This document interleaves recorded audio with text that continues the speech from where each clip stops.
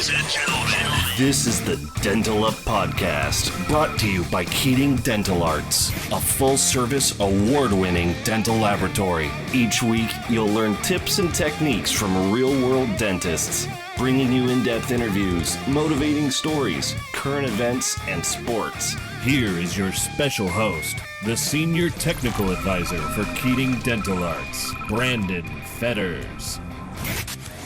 Hi everybody, Brandon here. Welcome to another episode of the Dental Up Podcast. Our guest this week is a third-generation dentist who graduated from the University of the Pacific School of Dentistry. By combining her creative journalism background with dentistry, she has been able to put her practice on the map and voted Best Dentist for 2019 and has been consistently voted among the best dentists in La Jolla for the past few years. Currently practicing from La Jolla, California, please welcome Dr. Tracy Taddy Dds. How's it going, Dr. Taddy? Hi, Brandon. I'm great. How are you? Oh, doing good, thank you. Now, this is Good.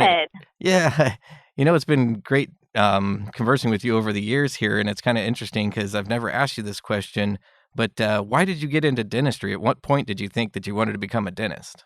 Well, my story's a little bit different probably than most dentists. I was at NYU as a journalism major, and I thought I really wanted to get into magazines and fashion and beauty, so I pursued that career, and I worked at Elle during college as an intern, and then I was hired as a health and beauty editor when I graduated. And I just wasn't really happy doing what I was doing. It just wasn't very satisfying. The work environment wasn't very enjoyable either. So I really liked the health aspect of what I was working on with articles and things. So my dad suggested that maybe I'd want to be a dentist. And I said to him, "Are you crazy?" I hadn't really been a science major or anything, but I really thought, wow, I could combine the health and beauty of what I'm doing in journalism and maybe transfer that into, dentistry with cosmetic dentistry. And I always wanted to work with my dad. So I just decided to go for it. And so I left Elle and I took all the science classes I needed, the prerequisites to apply for dental school. And then I wound up getting into UOP in San Francisco and just loved it and really happy with my career change. So it's been 21 years now, and I'm really happy I decided to just go for it. That's excellent. Like you mentioned about your father being a dentist, was he pretty much your main mentor in dentistry? Yeah, really, because I hadn't really been interested in it before. So he was my main mentor in the beginning.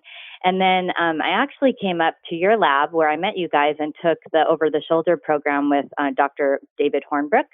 And that's where I really learned all my cosmetic skills and then started working with your lab and really started doing some really bigger, greater cases. And so that was my next mentor after my dad. Besides mentors I had in school, I really like my dental school, so I learned a lot, and the spirit and just the whole environment there really, I think, added a lot to the way I practice dentistry. Now, like you were saying about doing the cosmetic cases, I know you and we've worked on quite a few cosmetic cases together also. Yes. Now, aside from just working on your normal patients with cosmetic cases, you've done quite a bit of work on family members too. Can you tell us about that experience? Oh, yeah. So as I got more experience, I started working on my family because everyone wanted a new smile. So I worked on my dad. I wanted to do his smile over for a really long time, and he finally let me. And that came out great. And then his brother, my uncle, was one of my most challenging cases, and that came out really, really awesome working with you guys. And I just recently restored my mom's case, and my boyfriend, and I think that's about it for family members, but that's a lot. Always nervous to go in on that aspect, right? Yeah, a lot of pressure, but they all turned out great. Now, aside from your father being in dentistry, do you have any other family that's in dentistry? My sister is a hygienist, and she practiced with us in our practice for a few years, and then she's married now and lives in Virginia and practices hygiene there. So, two of the three of us, he got to go into dentistry. And then my grandfather was a dentist, my dad's dad. So Awesome. It's in our family. And it's really, I feel honored to be a third generation dentist. It's neat. I wish he, was around still to see what we're doing today versus the way they practiced then and how, far dentistry has come. Yeah, no doubt. Leaps and bounds over just the past 20 years, it seems. Yeah, really. Now, along those lines of the future of dentistry and everything, how do you feel about digital impression taking and as we move forward into the CAD/CAM technologies? Oh, I think it's amazing. I don't have a scanner yet, but I would really like to get one. I think it's just so much more precise, and the quality of the restorations, just the fit and the beauty. I think it's just the way of the future, really, and it keeps getting more and more advanced. Yeah, yeah, truly compared to when it first hit the market and everyone was really nervous about, how's this thing gonna work? Is it gonna and how long is it gonna be until it pays for itself? Right. We used to have one which didn't really work out, so I'm just waiting to get my next one. Gotcha. But I do like taking my impressions, I have to say. Yeah. I'm kind of old school. Hey, nothing wrong with doing what works. Right. Now I know that you're pretty active outside of the workplace too. How do you find a good balance between your personal activities and the work? I guess I just have always been kind of good with time management. So I just tend to get up really early and get my running and my personal stuff done, and then focus, really hard on work. And then after work, just go forward with the day. So I guess I always have a plan. So I know, what I need to get done, and just kind of make certain things a priority. Excellent. And hopefully it all works out. Yeah. Well, you seem to be doing great at it. So, and along those lines, you had informed me too that earlier in the year you had ran at the Boston Marathon. What was that like? Oh, that was an amazing experience. As a runner, running Boston is just an ultimate goal, and privileged if you get to qualify. And I qualified, and my whole family came. My boyfriend came, and it was just one of the happiest days of my life. It was just the spirit of Boston with the whole Boston Strong theme, and just the city and all the people that were out. And the finish line was absolutely exhilarating. It was just crowds and crowds of people, and just was a really awesome day. The weather was crazy, and that just made it probably even better because it was raining, it was windy, it was snow, it was sunny, and it was just really crazy, but really fun. Now, when it comes into getting into the dental field, is there any advice you'd be able to give dentists that are newly coming into dentistry? I think doing an AGD program is really important. I think Hmm. you get more experience because when you just come out, you're just so new, and you have a little experience, but you don't have speed, and the real world is so much different. So the more experience you can get before you get out there, I think is great. I think I'm a board member of my alumni association at UOP, and I think if you have the opportunity to work with another alumni who is trained in the same way or the same spirit you were trained, I think that's a great opportunity to grow and learn before you purchase a practice or, go on your own, because there's so much to learn right when you get out. Yeah. Um, or just working with an experienced dentist who likes to teach. I think because you're always learning. I mean, even 21 years later, I'm still learning from my dad. Yeah, no, like you said about when you came up for the over-the-shoulder program and everything of that sort, have you gained like a certain procedure that's your favorite one? I think just doing, crowns or veneers, Hmm. 10 or 12 or whatever, smile makeovers is really what I love. Working with you guys with the photos and the wax up and the smile design, and then, the custom temporaries we make off your wax up. I think that whole process is just so routine now for my assistant and I. And patients are so happy, just even when we put their temporaries on, they're just like almost in tears because we've changed their smile so much. And that's only the beginning. We haven't even, delivered the real crowns yet or veneers yet. So Hmm. I just love that whole process. Is now kind of along those same lines. What do you find to be the most rewarding part of dentistry?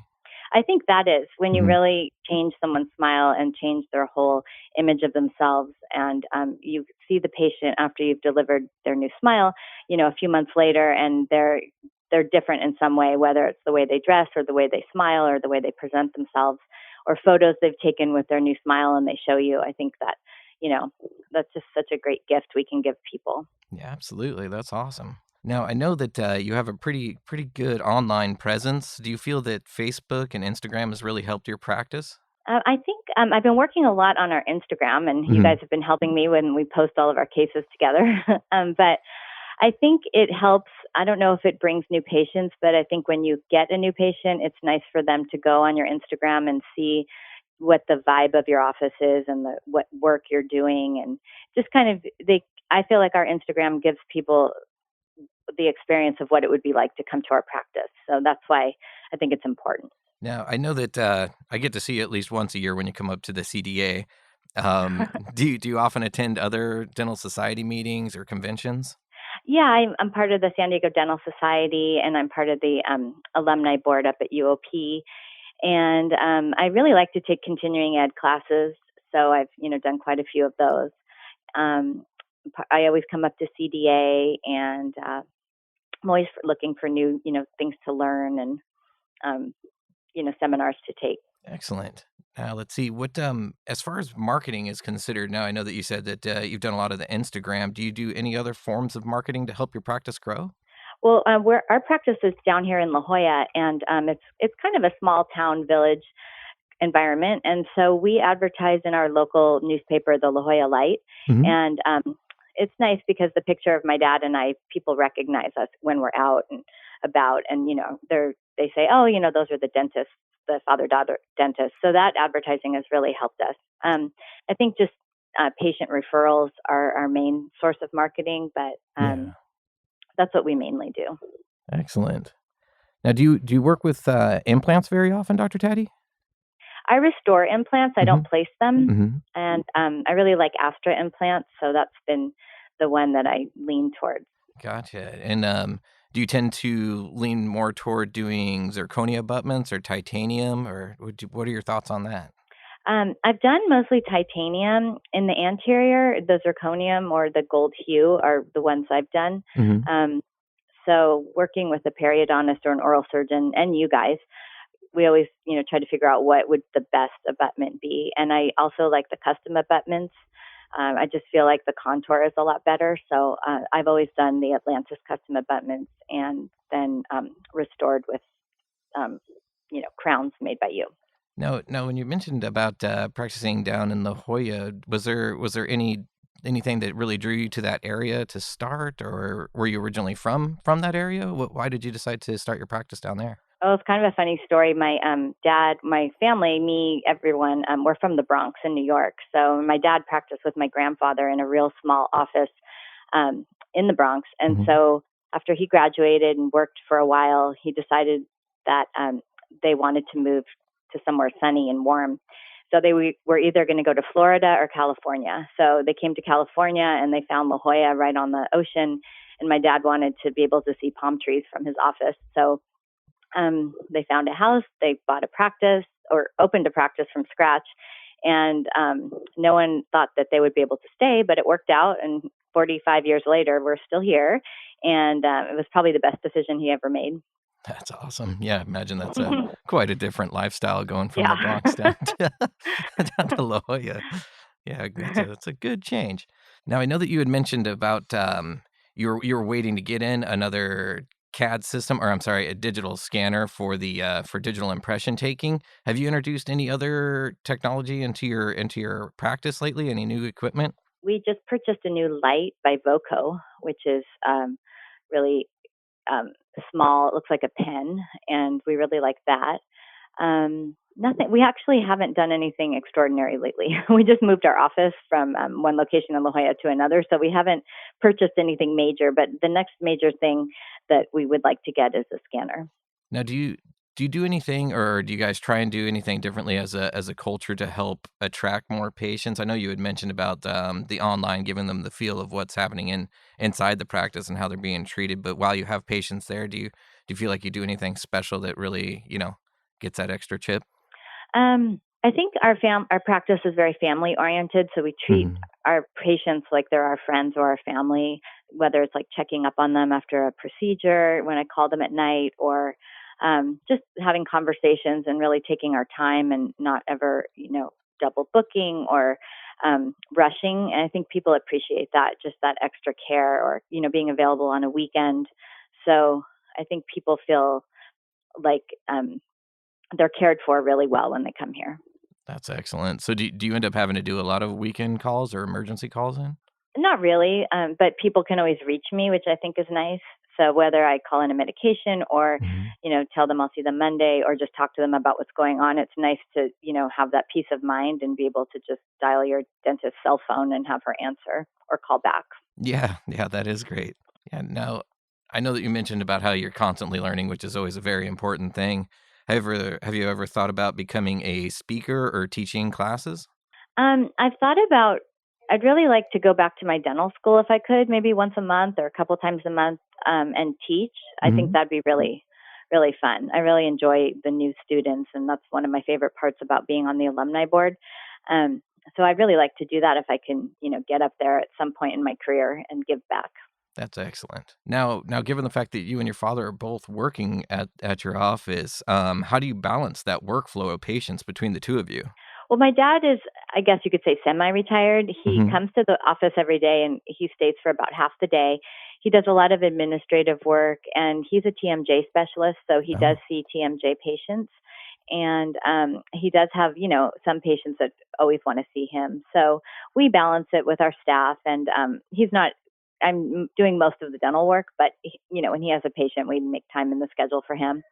And he spends a lot of time visiting with our patients. And we have our Frank Sinatra playing every day for him.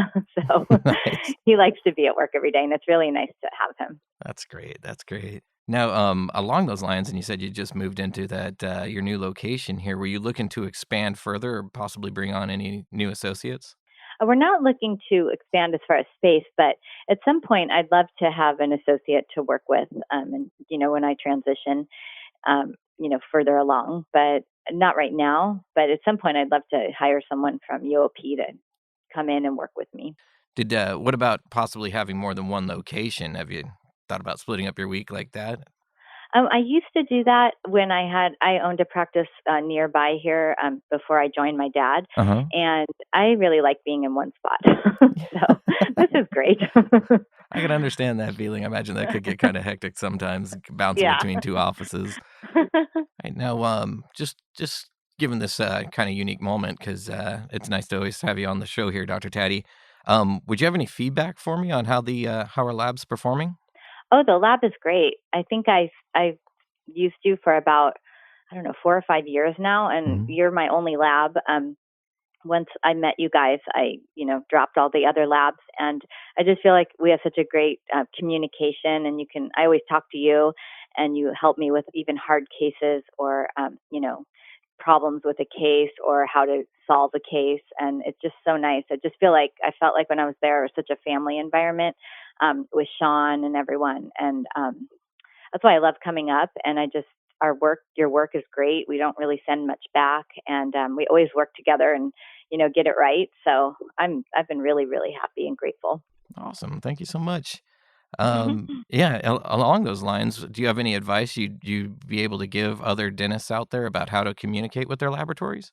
I think photos are really important, and I learned when I went to the over the shoulder when you're doing a cosmetic case, just all the details that you have to include for the wax up or for the final. Mhm. And the more details you give, the better product you get back. And it's easier for the lab to work with all the information they have to give you what they want.